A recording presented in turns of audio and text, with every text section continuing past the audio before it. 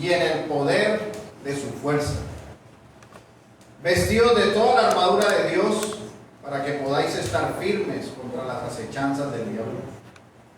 Porque no tenemos lucha contra carne, contra sangre y carne, sino contra principados, contra potestades, contra los gobernadores de las tinieblas de este siglo, contra huestes espirituales de maldad en las regiones celestes. Por tanto, tomad toda la armadura de Dios para que podáis resistir en el día malo, y habiendo acabado todo, estar firmes. Estad pues firmes, ceñidos vuestros lomos con la verdad y vestidos con la coraza de justicia, y calzados los pies con el apresto del evangelio de la paz.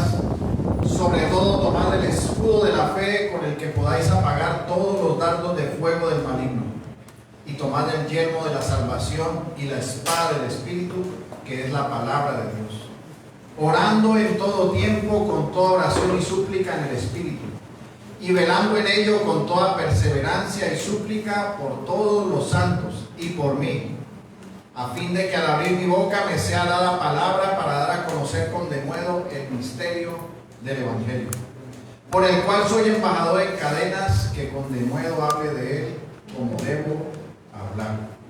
Señor, añada bendición a su palabra. Amén. Oremos. Eterno y majestuoso Dios todopoderoso, Padre nuestro, que estás en el cielo, que habitas en majestad, que gobiernas todas las cosas, que existes por ti mismo. Eres inmutable, fiel, justo. Das a cada cual lo que le corresponde. Eres nuestro Dios todopoderoso. Señor, a ti oramos en este tiempo, en este día, agradecidos porque podemos estar aquí reunidos una vez más en pleno ejercicio de nuestra fe, de la fe que profesamos para ti, Señor. Y sabiendo que en la comunión de los santos y de la iglesia tú estás de manera única y especial.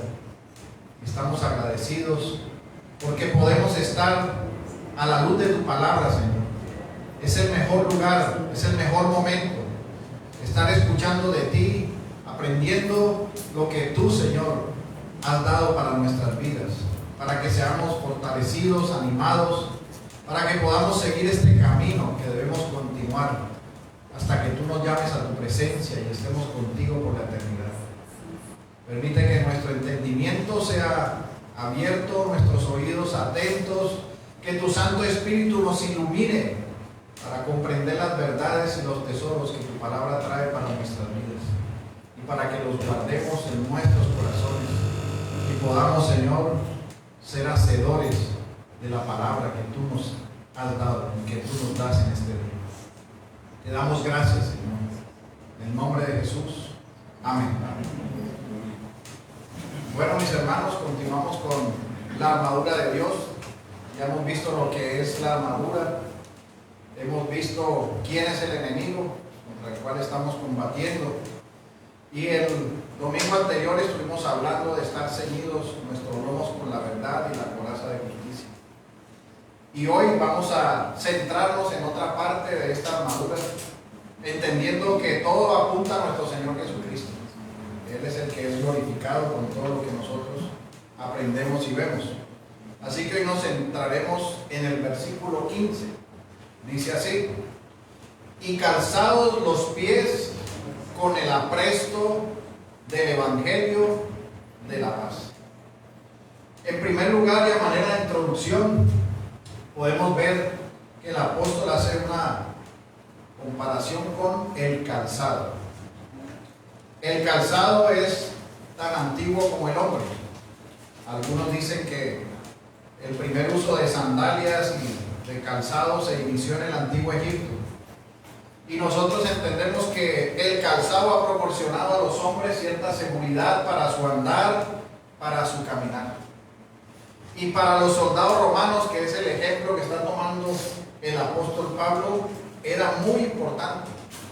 Y para ello he querido citar al historiador Flavio Josefo, que hace una descripción del calzado de los soldados romanos. Él dice: eran zapatos densamente tachonados con clavos afilados, para asegurar un buen agarre.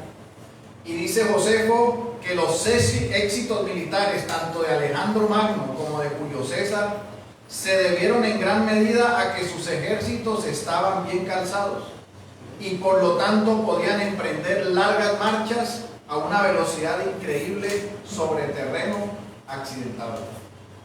Este es el calzado que tiene en mente el apóstol Pablo cuando está haciendo esta comparación y cuando nos quiere hacer entender lo que es el calzado del Evangelio.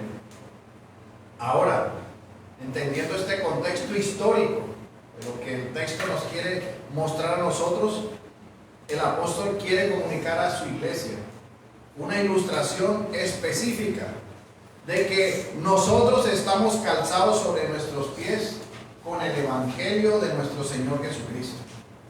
Un Evangelio que nos trajo paz y que nos da firmeza para seguir marchando en la batalla que vivimos día a día, para seguir marchando con plena confianza y firmeza sobre el terreno que pisamos.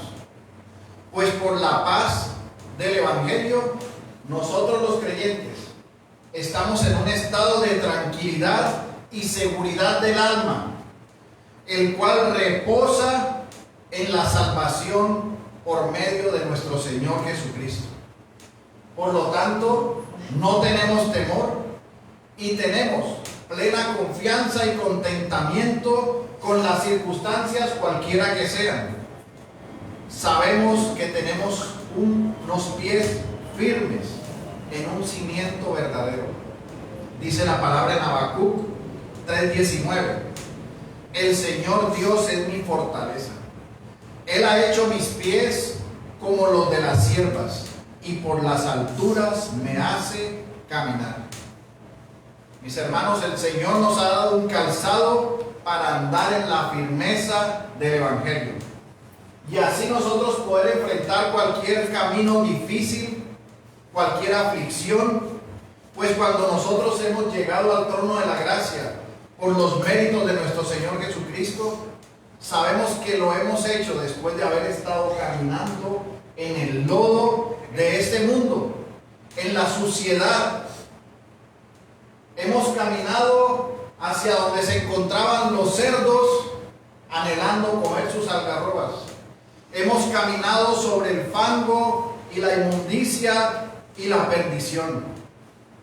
Pero llegamos por la gracia de nuestro Señor delante de nuestro Padre Celestial de rodillas, como ese hijo pródigo, y fuimos limpiados, y fue puesto sobre nosotros un nuevo calzado, el calzado del Evangelio de Cristo, por el cual nosotros podemos caminar en este mundo, ya no pisando el lodo de la desesperación, sino bajo la roca que es Cristo.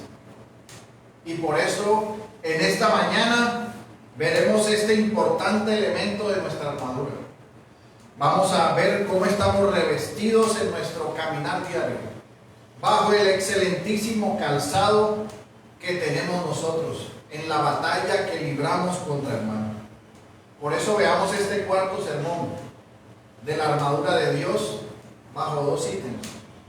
El primero, lo que significa el Evangelio, y el segundo, lo que es y no es el apresto del Evangelio de la paz.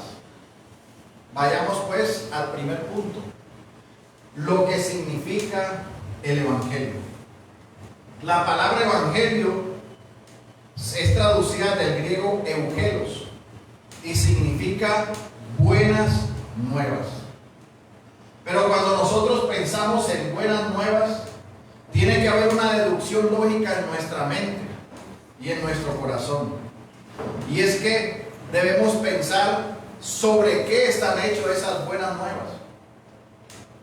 Y esas buenas nuevas, mis hermanos, están hechos sobre unas malas noticias. Y bajo esa estructura vamos a desarrollar lo que es el Evangelio.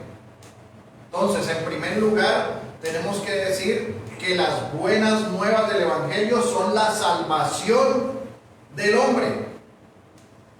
Ahora, esto lleva a que nosotros nos hagamos una pregunta: ¿el hombre de qué debe ser salvado? Y para nosotros responder de qué debe ser salvado el hombre, es donde debemos conocer cuáles son las malas noticias. Y eso hace referencia a que el hombre está lleno de pecado. Todo su ser está corrompido por el pecado. Desde la caída de Adán, todos llevamos la maldición del pecado. Dice en Romanos capítulo 5, versículo 12: por tanto, como el pecado entró en el mundo por un hombre, y por el pecado la muerte, así la muerte pasó a todos los hombres por cuanto todos pecaron. Y por causa de este pecado, todos los hombres están bajo la ira de Dios, y por sí mismos no pueden ser librados de esta ira, a menos que sean justificados por medio de nuestro Señor Jesucristo. Dice Romanos capítulo 5, versículo 9: pues mucho más, estando ya justificados en su sangre, por él seremos salvos de la ira. Este texto se está refiriendo a nuestro Señor Jesucristo.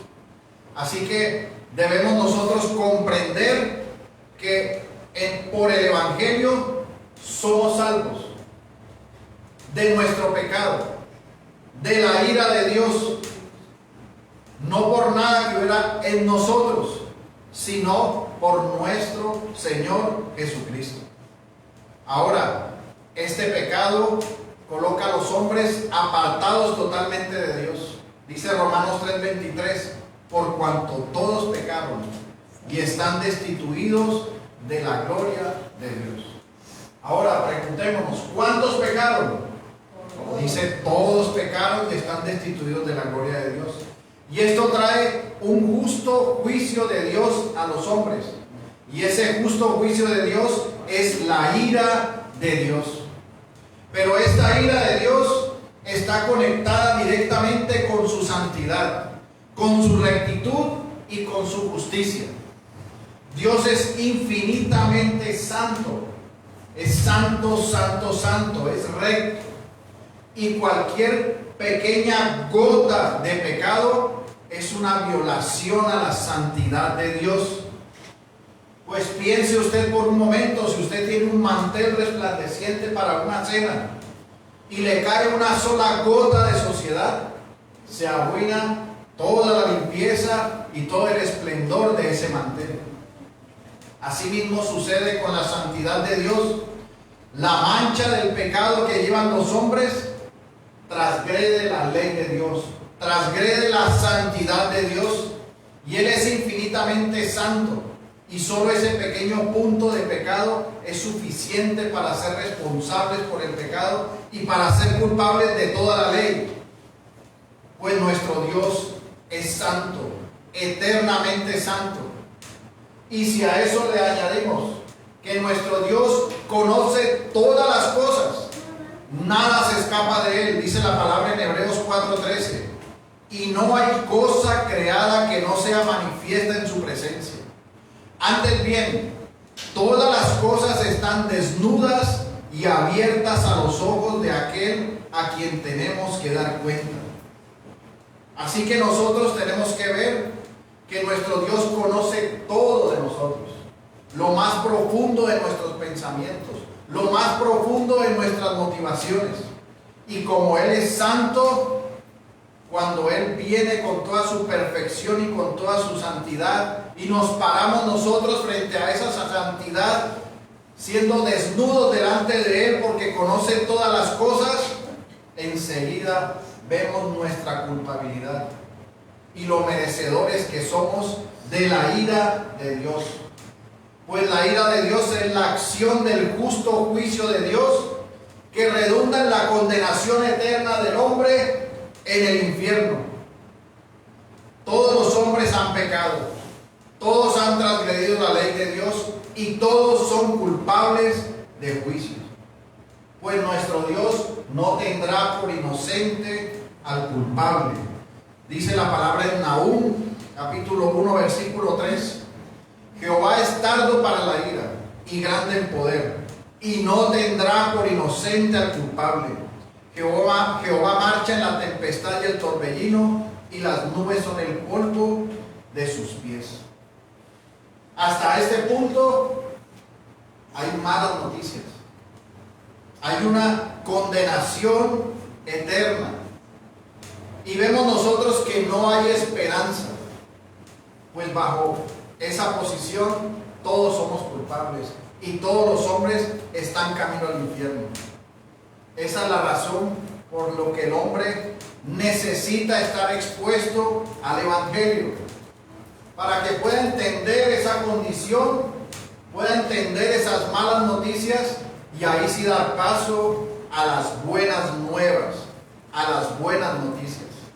Y nuestro Señor nos dio ejemplo en la predicación que Él hizo del Evangelio, siendo Él el Evangelio vivo, cuando dijo en Mateo 4:17: desde entonces comenzó Jesús a predicar y a decir: arrepentíos, porque el reino de los cielos se ha acercado. Nuestro Señor los llamaba de su condición, que entendieran cuál era su condición, que entendieran que iban camino al infierno, para poder comprender cómo se había acercado el reino de los cielos. Así que después de ver estas malas noticias, ahora sí es posible conocer la grandeza de las buenas nuevas, por medio de las cuales vemos la riqueza de la misericordia de nuestro Dios, quien en su consejo eterno determinó un camino perfecto para que pudiéramos ser librados de la ira de Dios.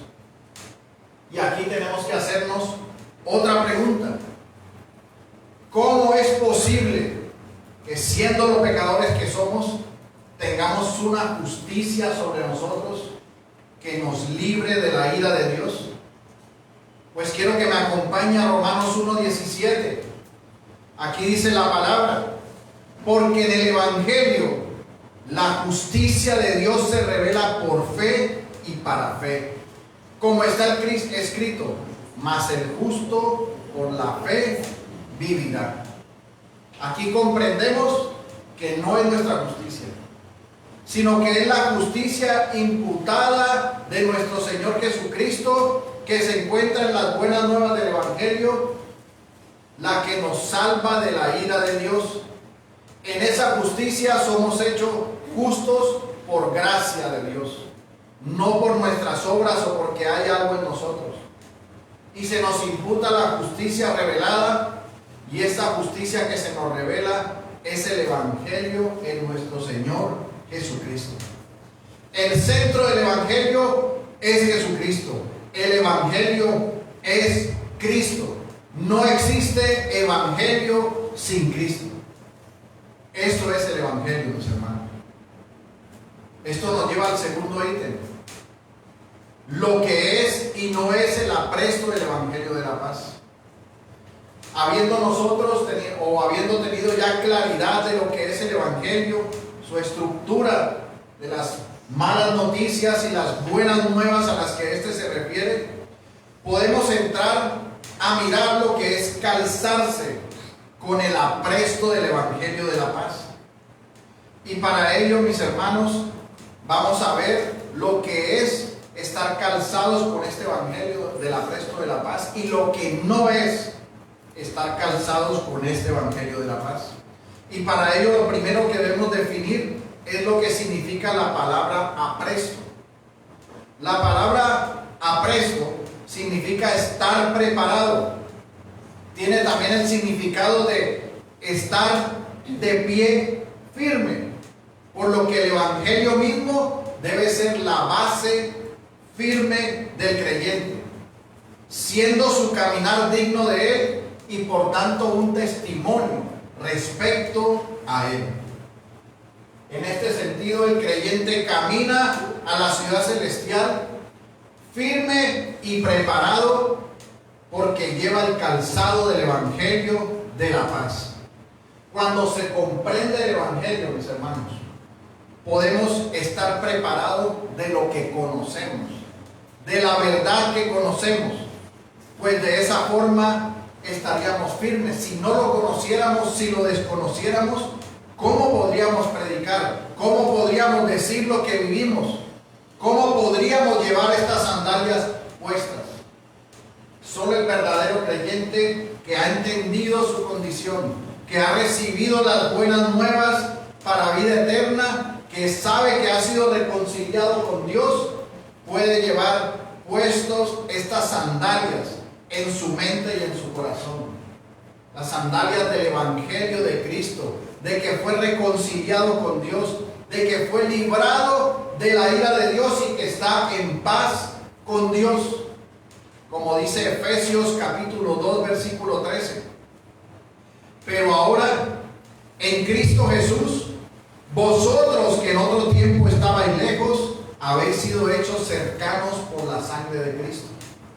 Porque Él es nuestra paz, de que ambos pueblos hizo uno, derribando la pared intermedia de separación, aboliendo en su carne las enemistades, la ley de los mandamientos expresados en ordenanzas, para crear en sí mismo de los dos un solo y nuevo hombre, haciendo la paz. Y mediante la cruz reconciliar con Dios a ambos en un solo cuerpo, matando en ella las enemistades. Y vino y anunció las buenas nuevas de paz a vosotros que estabais lejos y a los que estaban cerca, porque por medio de Él, los unos y los otros, tenemos entrada por un mismo espíritu al Padre. Fueron anunciadas las buenas nuevas de paz en Cristo. Fuimos reconciliados por medio de nuestro Señor Jesucristo de la enemistad que teníamos por el pecado con nuestro Dios. Y fuimos librados de la ira de Dios. Y esas son las buenas noticias del verdadero Evangelio, que nos señalan que tenemos paz para con Dios por medio de nuestro Señor Jesucristo, quien nos salvó por la gracia de una forma soberana y conforme a su voluntad.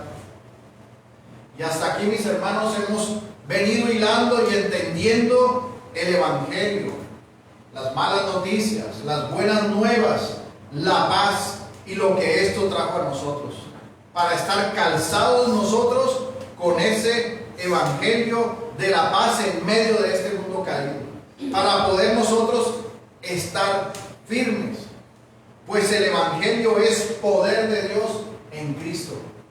Dice Romanos 1:16, porque no me avergüenzo del Evangelio, porque es poder de Dios para salvación a todo aquel que cree, al judío primeramente y también al griego. Y aquí, mis hermanos, hay algo que debemos resaltar también del Evangelio. Y es que el Evangelio, además de ser las buenas nuevas que nos señalan el camino verdadero que debemos seguir, también debemos ver que en el Evangelio está el poder de Dios. Es mostrado el poder y la grandeza de nuestro Dios. Nosotros reconocemos que nuestro Dios es todopoderoso. Nosotros reconocemos su grandeza y la palabra declara la grandeza y el poder de nuestro Dios. Dice en Hebreos 11:3, por la fe entendemos haber sido constituido el universo por la palabra de Dios, de modo que lo que se ve fue hecho de lo que no se veía. Y en Isaías 40:26 dice, levantad en alto vuestros ojos y mirad quién creó estas cosas. Él saca y cuenta su ejército, a todas llama por su nombre, ninguna faltará. Tal es la grandeza de su fuerza y el poder de su dominio. Y en Miqueas 1:4 dice, se derretirán los montes debajo de él y los valles se hundirán como la cera delante del fuego, como las aguas que corren por un precipicio. Estos textos nos dejan ver a nosotros el gran poder de nuestro Dios, su grandeza y soberanía sobre la creación, su poder desplegados a través del poder del Evangelio.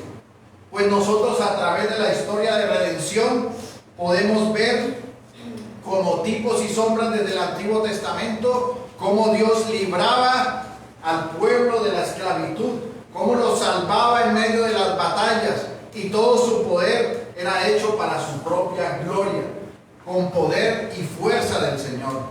Dice Segunda de Reyes 17:36, Se derretirán los montes debajo de él, y los valles se hendirán como la cera delante del fuego, como las aguas que corren por un precipicio. Pero ahora se ha revelado para la obra más grande de salvación a los hombres. El poder de nuestro Dios ha sido revelado para salvación, porque no me avergüenzo del Evangelio, porque es poder de Dios para salvación. Y si nosotros leemos Juan 3:19, que dice de la siguiente manera: y esta es la condenación, que la luz vino al mundo y los hombres amaron más las tinieblas que la luz, porque sus obras eran malas. Porque todo aquel que hace lo malo aborrece la luz y no viene a la luz, para que sus obras no sean reprendidas. Este texto nos muestra el corazón del hombre, que viene y nace con un afecto a las tinieblas, que viene con una condenación eterna, por lo cual le es necesario nacer de nuevo, como le dijo nuestro Señor a Nicodemo. Y este despliegue del poder de Dios por el Evangelio para salvación era imposible para los hombres. Por eso el Señor dice en Lucas 18:26: y los que oyeron esto dijeron: ¿quién pues podrá ser salvo? Él les dijo: lo que es imposible para los hombres es posible para Dios. Ese es el poder de Dios en el Evangelio. Que nuestro Dios, mis hermanos, a través del medio instrumental que es la palabra de Dios, hace que los hombres muertos nazcan a vida nueva. Y hay un poder igual de grande a cuando fue hecho el universo. El universo fue hecho ex nihilo, fue hecho de la nada. Pero nuestro Dios toma ese corazón de piedra y ese corazón duro para darle vida nueva. Es el poder de Dios que levanta de los muertos. Y esto es por medio de escuchar el Evangelio de nuestro Señor Jesucristo.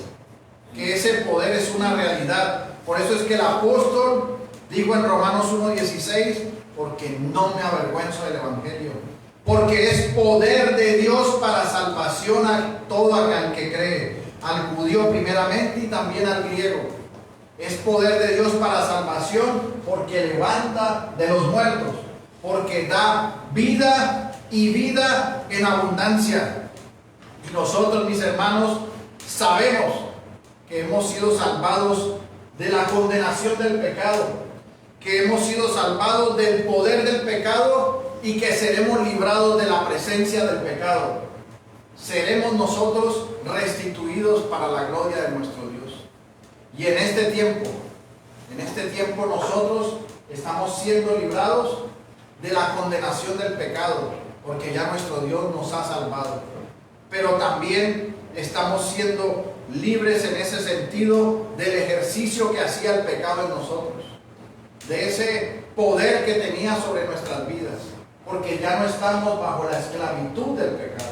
Ahora, por el Evangelio que hemos recibido, por la reconciliación que tenemos con Dios, ya la esclavitud que teníamos del pecado ha sido quitada por el poder del Evangelio. Dice la palabra en Romanos 8:1: ahora pues, ninguna condenación hay para los que están en Cristo Jesús, los que no andan conforme a la carne, sino conforme al Espíritu. Porque la ley del Espíritu de vida en Cristo Jesús me ha librado de la ley del pecado y de la muerte. Porque lo que era imposible para la ley por cuanto era débil por la carne, Dios, enviando a su Hijo en semejanza de carne de pecado y a causa del pecado, condenó el pecado en la carne, para que la justicia de la ley se cumpliese en nosotros. Que no andamos conforme a la carne, sino conforme al Espíritu. Porque los que son de la carne piensan en las cosas de la carne, pero los que son del Espíritu, en las cosas del Espíritu. Porque el ocuparse de la carne es muerte, pero el ocuparse del Espíritu es vida y paz, por cuanto los designios de la carne son enemistad contra Dios, porque no se sujetan a la ley de Dios, ni tampoco pueden. Y los que viven según la carne no pueden agradar a Dios. Nosotros ahora sí podemos agradar a Dios. Nosotros hemos sido librados de una condenación eterna por el Evangelio.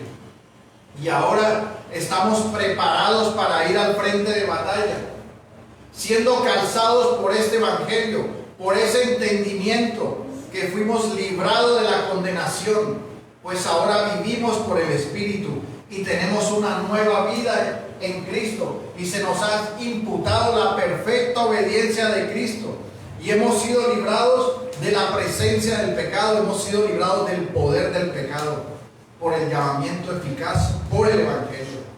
Y un día estaremos con Cristo por la eternidad, porque en la cruz del Calvario Él nos salvó y este debe ser un motivo de suficiente agradecimiento eterno en el corazón de los creyentes.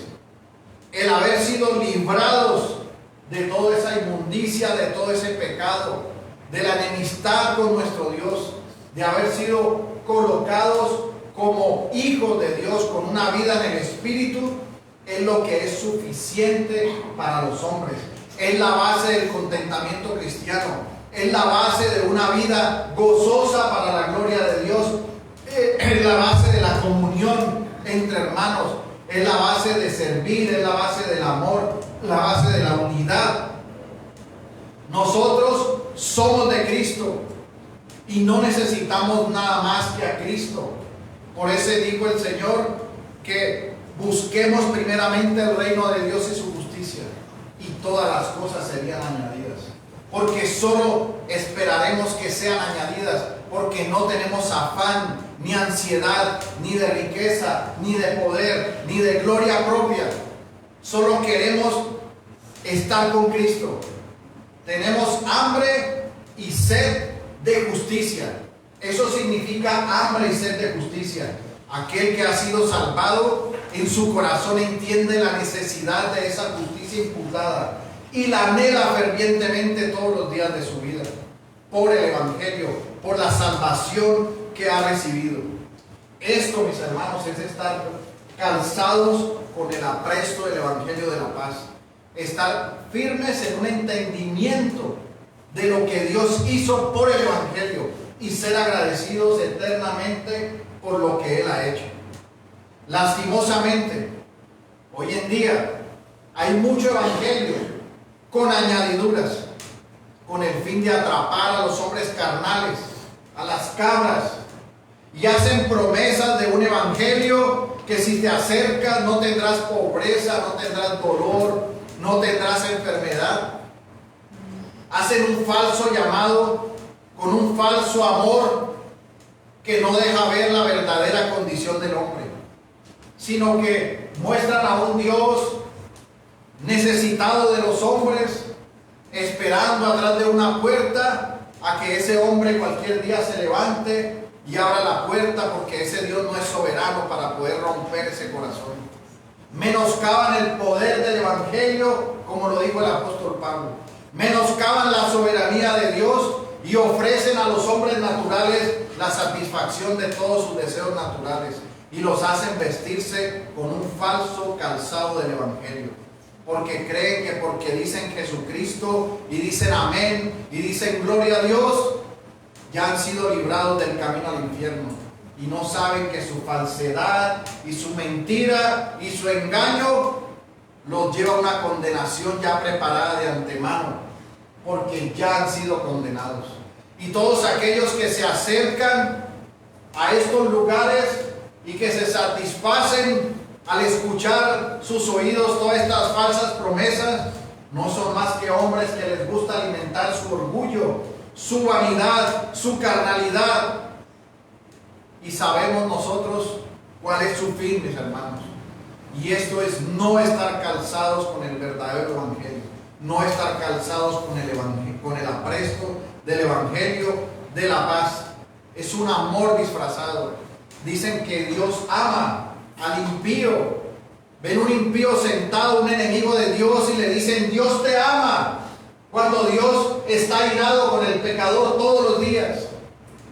Si no conocen su verdadera condición, su enemistad, ¿cómo podrán seguir al Dios vivo? No pueden hacerlo. Y nosotros debemos predicar el verdadero Evangelio. huir de esos lugares. Son lugares que lastimosamente se hacen llamar iglesias de Cristo, pero no son más que sinagogas de Satanás, donde enseñan y predican el amor al hombre, el amor a uno mismo, y salen queriendo devorar al mundo, exigiendo derechos, declarando y diciendo que son los más prósperos, cuando el Evangelio nos lleva a esa, a la humildad y al servicio y al amor, a ayudarnos los unos a los otros, a morir a nosotros mismos, a tomar la cruz del Señor, a seguir a nuestro Dios. Es por eso que se resaltaba en la primera parte que estábamos viendo lo que ha hecho el Evangelio en nosotros. Y eso debe ser el fuego encendido y el gozo de la salvación. Cuando el salmista dijo, dame el gozo de la salvación. Ese es el gozo de la salvación, mis hermanos. El Evangelio que hemos recibido, de que ya no estamos condenados, de que tenemos vida eterna. ¿Qué más podemos pedir? No teníamos cómo pagarlo. Era imposible para nosotros. Y el Señor Jesucristo hizo toda la obra para que nosotros recibiéramos esa verdad, mis hermanos. El Señor condena a aquellos que se disfrazan en el moralismo, que se disfrazan en ese camino de condenación, tergiversando, engañando con el Evangelio, para enriquecerse unos pocos, para enaltecer su orgullo y su vanidad. Dice la palabra en Mateo 16:24. Entonces Jesús dijo a sus discípulos, si alguno quiere venir en pos de mí, niéguese a sí mismo y tome su cruz y sígame. Porque todo el que quiera salvar su vida la perderá, y todo el que pierda su vida por causa de mí la hallará. Porque ¿qué aprovechará al hombre si ganare todo el mundo y perdiere su alma? ¿O qué recompensa da el hombre por su alma? ¿Acaso tiene algo que ofrecer el hombre para que Dios salve su alma? No tiene nada, mis hermanos. Es impagable. Y de nada le sirve al hombre tener todas las riquezas y todo el poder si su alma se condena en el infierno. El alma es lo más valioso. Y nosotros ahora tenemos a nuestro tesoro precioso, a nuestro Señor Jesucristo, quien nos ha salvado, quien nos ha redimido. Y por eso la verdadera predicación del Evangelio mostrará la gran necesidad de salvación que tienen los hombres. El anhelo de Cristo, el anhelo de la justicia perfecta de nuestro Señor Jesucristo. Señalará la condición, la imputación de la justicia de Cristo, la forma como nuestro Dios mostró su justicia en la cruz, pues el Señor recibió la copa de la ira de Dios, recibiendo el castigo que nosotros merecíamos. Por eso dice Romanos 5:8, pero Dios muestra su amor hacia con nosotros, en que siendo aún pecadores, Cristo murió por nosotros, y fuimos salvados por gracia, pues para nosotros era imposible. Y un día resucitaremos y estaremos con el Señor por siempre. Y si tú entiendes esto en tu mente y en tu corazón, estás calzado con el apresto del Evangelio de la paz, y podrás caminar hasta que llegues a la ciudad celestial, hasta que puedas escuchar las palabras, siervo bueno y fiel, entra en el gozo de tu Señor. Y hoy me gustaría terminar citando las palabras del predicador Charles Spurgeon, quien dijo de la siguiente manera: aquel que cree no será condenado. Pecador infernal, tú que estás en la lista del diablo, de los náufragos, reprobados, libertinos, rameras, ladrones, adúlteros, fornicarios, borrachos, perjuradores, te hablo a ti como al resto. Sin exceptuar a nadie, Dios ha dicho que no hay excepción aquí. Cualquiera que cree en el nombre del Señor Jesús será salvo. El pecado no es barrera, la culpa no es obstáculo. Cualquiera, aunque fuere sucio, aunque fuere culpable como un malvado, cualquiera que esta noche crea o que este día crea, se le perdonará todo pecado. Será salvo en el Señor Jesucristo y se levantará en el cielo salvo y seguro. Este es el glorioso Evangelio, el Evangelio de Cristo. Que el Señor nos ayude, mis hermanos. Oremos. Señor Dios eterno,